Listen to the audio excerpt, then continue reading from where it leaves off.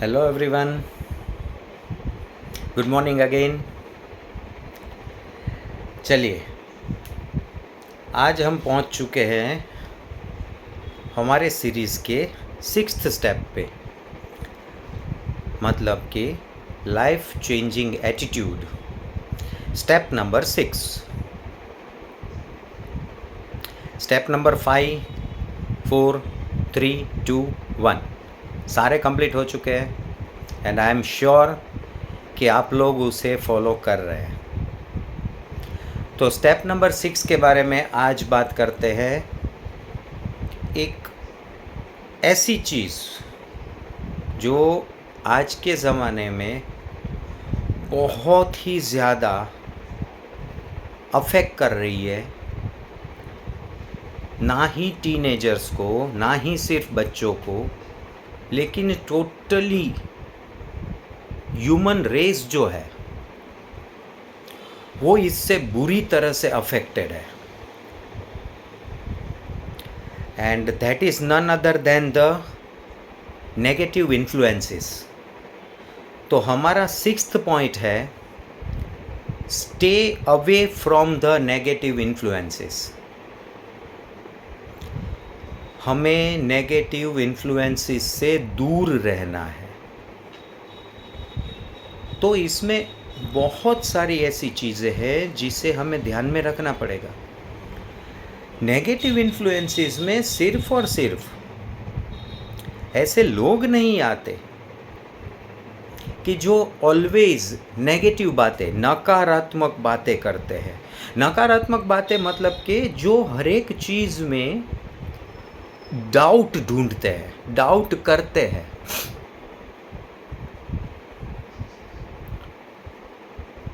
ये ऐसे लोग हैं जो हम कुछ प्लान करेंगे उसमें भी वो कुछ प्रॉब्लम निकालेंगे। अगर तू जो सोच रहा है या तू जो सोच रही है वो नहीं हुआ तो मतलब वो जानबूझ के हमारे ब्रेन में ऐसी चीज़ें डालेंगे कि जिसकी वजह से हमारा खुद का अपने ही प्लान के ऊपर से कॉन्फिडेंस हिल जाता है, टूट जाता है। तो in proper words we can clearly say कि ये ऐसे लोग हैं जो हमारी एनर्जी ड्रेन कर रहे हैं, हमारी एनर्जी का लेवल वो कम कर रहे हैं, और जिसकी वजह से ना ही सिर्फ हमारा एनर्जी लेवल डाउन होता है, हमारा खुद का सेल्फ एस्टीम भी डाउन हो रहा है। तो ऐसे लोगों का क्या करें? हमें हमारे आसपास में, सोसाइटीज़ में, स्कूल्स में, कॉलेज में, हम जहाँ पे काम कर रहे हैं ऐसी जगहों पे या पूरी दुनिया में हमें ऐसे लोग मिलते ही रहेंगे। इवन हमारे फैमिलीज़ में भी ऐसे लोग होंगे। उनका वो एक नेचर बन चुका है कि वो हर एक कंडीशन में वो प्रॉब्लम फाइंड आउट करते हैं, जबकि हम हर एक कंडीशन में सॉल्यूशन फाइंड आउट करने की ट्राई कर रहे होते हैं। And that is the positive way. Life का रास्ता यही होना चाहिए। सिचुएशंस तो हर बार कुछ भी आएगी, हमें उसमें से पॉजिटिव वे फाइंड आउट करके, सॉल्यूशन फाइंड आउट करके हमें उस सिचुएशन से ओवरकम करना होता है। लेकिन because of such negative companies, negative influences, हम ये करने में कई बार नाकाम हो जाते हैं। तो क्या हमें उनको अपना पॉइंट समझाना चाहिए? मेरे ख्याल से नहीं। हमें उनको अपना पॉइंट समझाना नहीं है। हमें वहाँ से या उस इंसान से स्टेप अवे कर देना है। मतलब उस वक्त के लिए वहाँ से हमें डिस्टेंस कर लेना है। क्यों ऐसा करना है? क्यों हमें उसको हमारा पॉइंट ऑफ व्यू समझाना नहीं है? बहुत क्लियर बात है। अगर हम उसको अपना पॉइंट ऑफ व्यू समझाने बैठेंगे तो डेफिनेटली उसमें हमारी एनर्जी जाएगी। जो एनर्जी हम डेफिनेटली सॉल्यूशन ओरिएंटेड कुछ कंस्ट्रक्टिव वर्क में लगा सकते हैं। तो ऐसे इंसानों को समझाने के बजाय एटलीस्ट उस वक्त के लिए वहाँ से स्टेप अवे कर लीजिए। और आज के टाइम में, आज के एरा में अगर हम बात करें तो it is not only related to such negative influencing people, now it is related to so many other things also।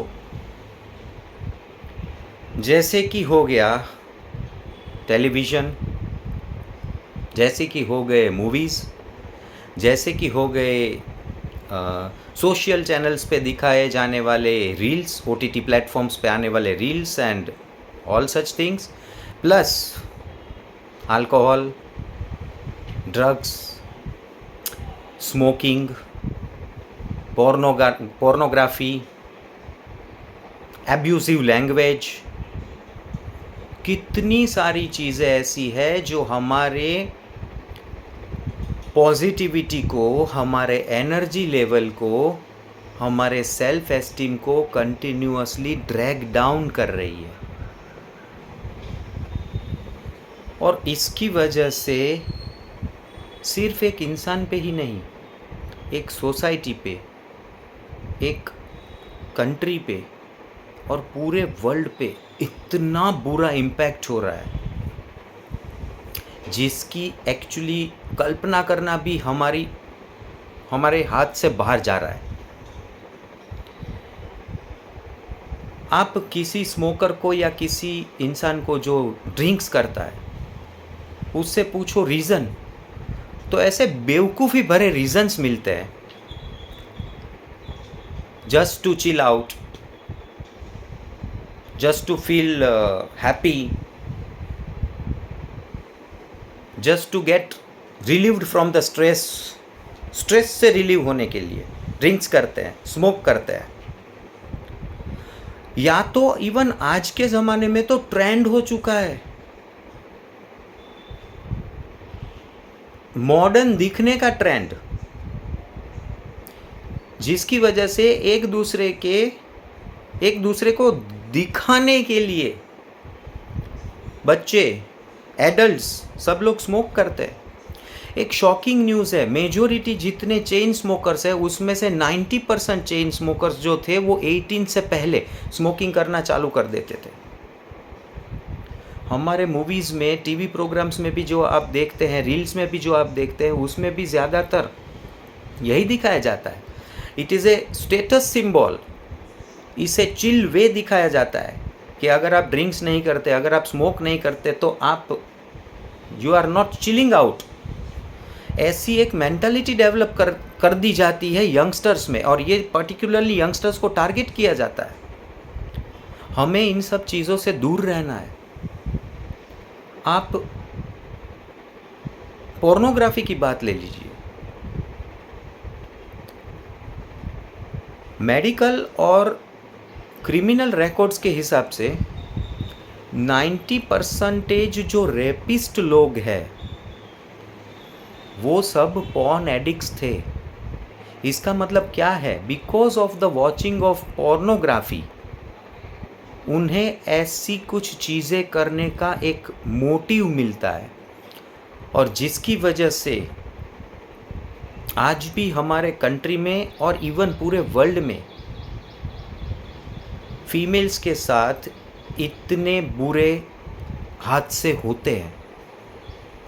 एक रिपोर्ट के मुताबिक यूएस में करीबन एवरी 46 सेकंड्स में एक औरत का रेप होता है।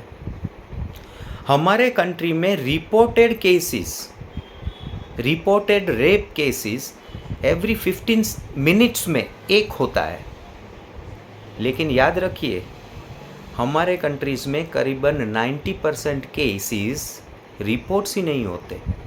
अगर उस हिसाब से कैलकुलेशन करके देखो तो शायद ये फिगर यूएस से भी बड़ा हो जाएगा।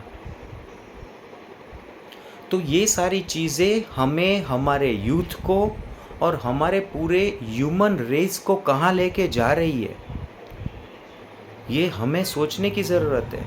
हमें कौन सा फ्यूचर चाहिए। हैप्पी होने के लिए, चिल होने के लिए बहुत सारे रास्ते अवेलेबल है हमारे पास। पोर्नोग्राफी देखना, ऐसी वायलेंट मूवीज़ देखना कि जिसकी वजह से बच्चों के दिमाग के ऊपर साइकोलॉजिकली इतना बुरा इम्पैक्ट हो कि जिसकी वजह से वो वायलेंस की तरफ धीरे धीरे डाइवर्ट होने लगते हैं।